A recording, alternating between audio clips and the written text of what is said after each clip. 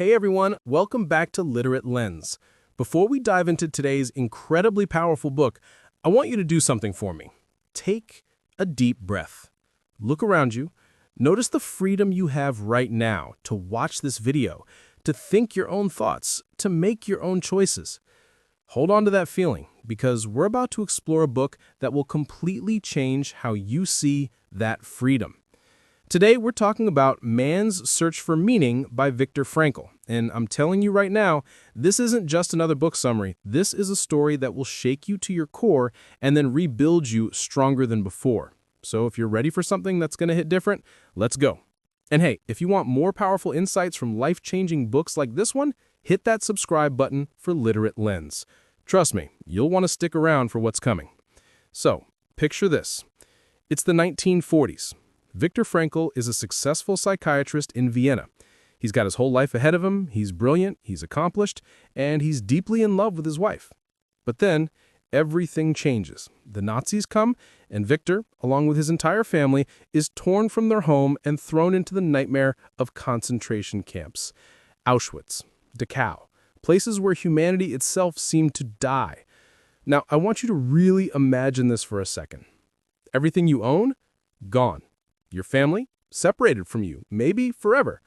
Your name? Replaced with a number tattooed on your arm. Your future? Completely uncertain. Every single day, you wake up not knowing if you'll survive another 24 hours. You're starving, you're freezing, you're worked to the point of collapse, and all around you, people are dying. This is where Viktor Frankl's story begins. And here's what's absolutely mind-blowing. In the midst of this hell on earth, Frankl starts to notice something. Some prisoners are giving up, losing all hope, just waiting to die. But others, even in these unimaginable conditions, are somehow finding a reason to keep going. And Frankl, even as he's suffering himself, becomes obsessed with this question: what makes the difference? Why do some people survive while others don't? It's not always about being the strongest or the healthiest. There's something else going on. Let me paint you a picture of what daily life was like. Imagine waking up at dawn, your body aching from sleeping on wooden planks with maybe a thin blanket if you're lucky. You're given a piece of bread that's mostly sawdust and a watery soup that barely counts as food. Then you're marched out in the freezing cold to do back-breaking labor for 12, sometimes 16 hours. Guards are screaming at you, hitting you for no reason. You watch people collapse and die right next to you. And the whole time, you have no idea if your wife, your parents, your siblings are even alive. Most of us can't even handle a bad day at work or school, right? We get stressed about deadlines, about what people think of us, about our social media likes. But Frankl is facing actual death, actual torture, actual loss of everything that matters. And yet, here's where it gets incredible. Frankl starts to realize something profound. The Nazis can take everything from him. They can take his possessions, his family, his body, his health. They can control every aspect of his external world. But there's one thing, just one thing, they can never take away. His freedom to choose how he responds to what's happening to him. His freedom to find meaning even in suffering. His freedom to decide what kind of person he'll be even in hell. Think about that for a moment. Here's a man who literally has nothing left. And he's discovering that he still has the most important freedom of all, the freedom to choose his attitude, his inner response, his way of seeing the world. Frankl tells this story that absolutely wrecked me. One day, he's marching with other prisoners in the freezing cold, and a guard is being particularly cruel to him. His feet are covered in open sores, he's exhausted, he's in pain, and in that moment, his mind drifts to his wife. He doesn't even know if she's alive or dead, but he starts thinking about her. He remembers her smile, her laugh, the way she looked at him. And suddenly, he has this realization. Love is the ultimate and highest goal to which we can aspire. Even if she's gone, even if he never sees her again, the love he has for her, the love that exists in his heart, that's real. That's something no one can take away. He realizes that his wife doesn't even have to be alive for that love to be meaningful. The love itself, the capacity to love, the experience of having loved, that transcends everything. And in that freezing march, thinking about his wife, Frankl finds a moment of peace, of beauty, even in the midst of horror. Now here's something that'll blow your mind. Frankl notices that the prisoners who survive aren't necessarily the ones with the strongest bodies. They're the ones with the strongest why. The ones who have a reason to live. Maybe it's reuniting with their family. Maybe it's finishing a book they were writing. Maybe it's bearing witness to what happened so the world will know. Whatever it is, having a purpose, having meaning, that's what keeps them alive when their bodies should have given up. Frankl himself has this powerful why. Before the war, he was working on a manuscript, a book about his theories in psychology. When he arrived at Auschwitz, the Nazis took everything, including that manuscript. Years of work, gone. But Frankl makes a decision. He's going to survive so he can rewrite that book. He's going to survive so he can share what he's learning about human nature and meaning. That becomes his purpose, his reason to keep going. And get this, even in the camps, Frankl was being a psychiatrist. Can you imagine? He's counseling other prisoners, helping them find reasons to live, helping them work through their despair. He's literally in hell and still trying to help others. That's the kind of person meaning can turn you into. There's this heartbreaking moment Frankl describes. The prisoners start to lose their humanity. They become focused only on survival, on getting an extra piece of bread, on avoiding punishment. Small acts of selfishness become normal. But every now and then, someone does something different. Someone shares their last piece of bread. Someone offers a word of comfort. Someone sacrifices their own safety to help another. And Frankl realizes, even here, even in the worst conditions imaginable, humans can choose to be kind. They can choose to be more than their suffering. Now here's something that'll blow your mind. Frankl notices that the prisoners who survive aren't necessarily the ones with the strongest bodies. They're the ones with the strongest why. The ones who have a reason to live. Maybe it's reuniting with their family. Maybe it's finishing a book they were writing. Maybe it's bearing witness to what happened so the world will know. Whatever it is, having a purpose, having meaning, that's what keeps them alive when their bodies should have given up. Frankl himself has this powerful why. Before the war, he was working on a manuscript, a book about his theories in psychology. When he arrived at Auschwitz, the Nazis took everything, including that manuscript. Years of work, gone. But Frankl makes a decision. He's going to survive so he can rewrite that book. He's going to survive so he can share what he's learning about human nature and meaning. That becomes his purpose, his reason to keep going. And get this, even in the camps, Frankl is being a psychiatrist. Can you imagine? He's counseling other prisoners, helping them find reasons to live, helping them work through their despair. He's literally in hell and still trying to help others. That's the kind of person meaning can turn you into. There's this heartbreaking moment Frankl describes. The prisoners start to lose their humanity. They become focused only on survival, on getting an extra piece of bread, on avoiding punishment. Small acts of selfishness become normal. But every now and then, someone does something different. Someone shares their last piece of bread. Someone offers a word of comfort. Someone sacrifices their own safety to help another. And Frankl realizes, even here, even in the worst conditions imaginable, humans can choose to be kind. They can choose to be more than their suffering. Now, I know what you might be thinking. That's great for someone in a concentration camp, but what does this mean for me? I'm not facing anything like that. And that's exactly Frankl's point. If meaning can be found in a concentration camp, it can be found anywhere. If someone can choose their attitude in the face of death and torture, we can definitely choose our attitudes in the face of breakups, failures, disappointments, and daily struggles. Frankl introduces this idea that I think every single one of us needs to hear. He says we've got it backwards. We're always asking, what do I want from life? What can life give me? Why isn't life making me happy? But Frankl flips it. Life is asking something of you. Life is presenting you with challenges, with opportunities, with moments where you need to step up. The question isn't, what do I want? The question is, what does this situation need from me? What is life asking me to do right now? Think about how that changes everything. When you're going through a hard time, instead of asking why me, you ask, what can I learn from this? How can I grow? What is this teaching me? When you're faced with a challenge, instead of complaining, you ask, what is this situation demanding of me? What kind of person do I need to become? Let me give you an example that might hit closer to home. Say you're in college or high school and you're struggling with a subject. You could sit there and say, "This is so unfair, this is too hard, why do I have to do this?" Or you could ask, "What is this challenge asking of me?" Maybe it's asking me to develop discipline. Maybe it's teaching me perseverance. Maybe it's showing me that I'm capable of more than I thought. See the difference? Or maybe you're going through a breakup. You're heartbroken, you feel like your world is ending.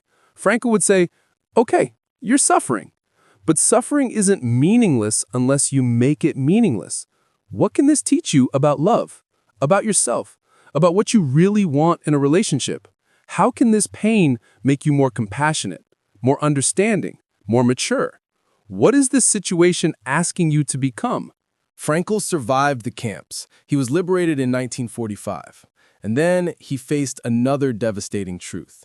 His wife, his mother, his brother, almost his entire family, they were all gone, killed in the camps. Can you even imagine? You survive hell, thinking about your loved ones, hoping to see them again, and then you discover they're all dead.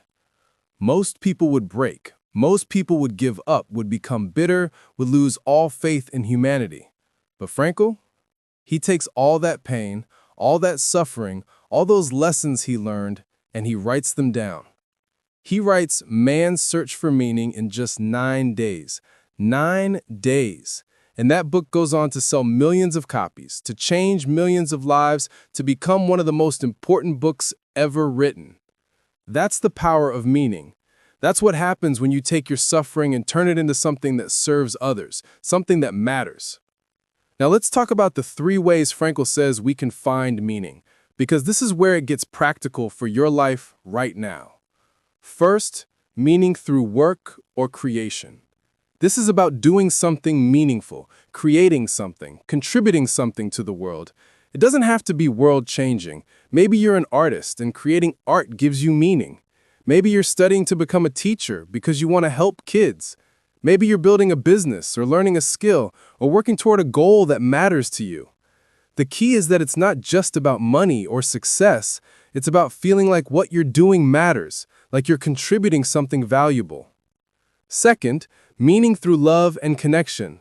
Frankl discovered this in the camps when thinking about his wife. Loving someone, truly loving them, connecting with others, building relationships. That's deeply meaningful.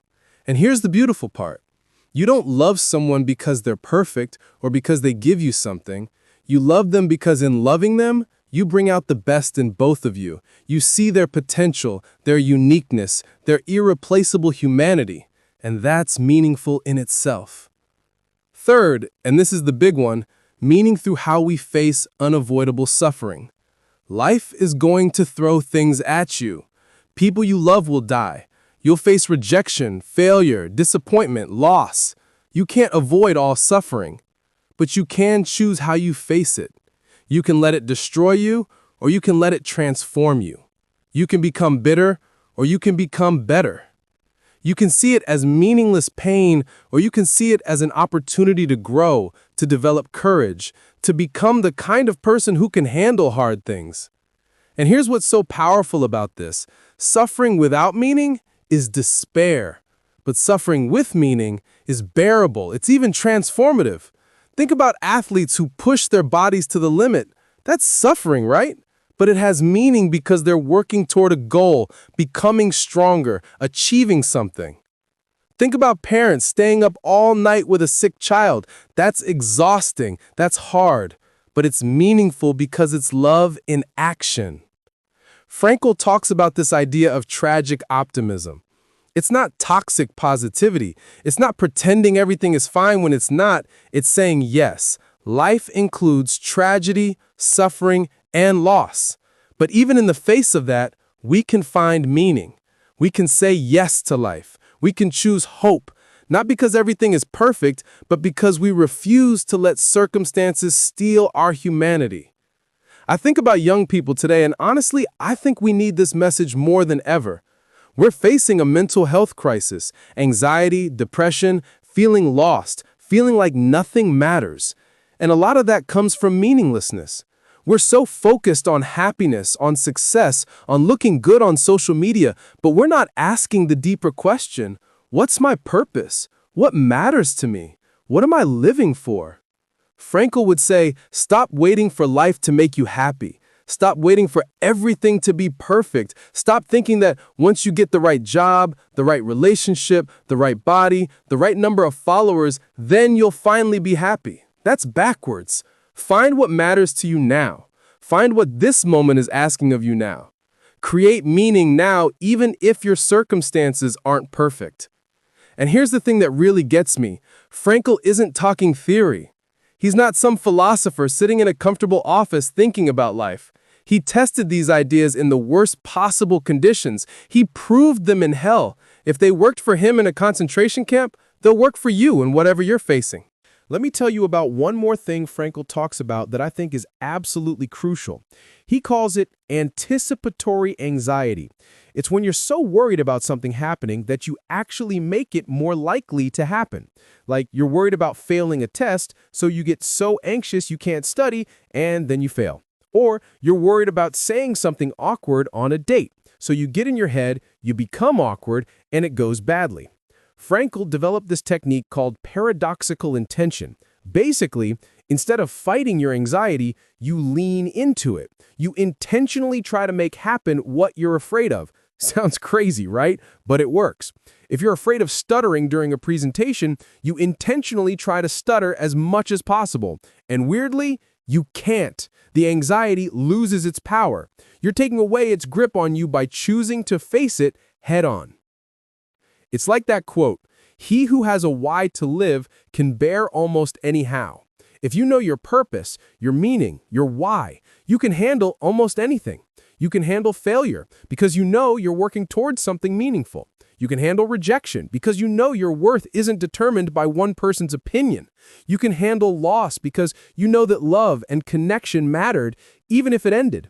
As we come to the end here, I want you to think about your own life. What gives you meaning? Not what you think should give you meaning, not what your parents or society says should matter. What actually matters to you? What makes you feel like you're contributing something valuable? Who do you love? What are you working toward? And when you face hard times, how do you choose to respond? Because here's the truth that Viktor Frankl proved with his life. You are not just a product of your circumstances. You're not just the victim of what happens to you. You have the power to choose your response, to find meaning, to create purpose, even when everything seems meaningless. Frankl walked out of those concentration camps and dedicated the rest of his life to helping others find meaning. He practiced psychiatry until he was in his 90s. He kept teaching, kept writing, kept spreading this message. Life never ceases to have meaning. No matter what you're going through, no matter how dark it seems, meaning is possible. Purpose is possible. Growth is possible. And that's the message I want you to take from this. Not that life is easy, because it's not. Not that suffering doesn't hurt, because it does, but that you have more power than you think. You have the freedom to choose what your life means, what your suffering teaches you, what kind of person you want to be. That's the legacy of Viktor Frankl. That's the message of man's search for meaning. And that's why this book has changed millions of lives over the past 70+ years. Thank you so much for watching Literate Lens today. If this summary moved you, if it made you think, if it gave you a new perspective, please hit that like button and subscribe to the channel. We're building a community of people who want to learn, grow, and discover powerful ideas from the best books ever written. Drop a comment and let me know, what gives your life meaning? What's your why? I'd love to hear from you. Remember, you are free to choose. You are capable of finding meaning. You are more powerful than your circumstances. Now go out there and live like it. See you in the next video. Keep reading, keep growing, keep finding meaning.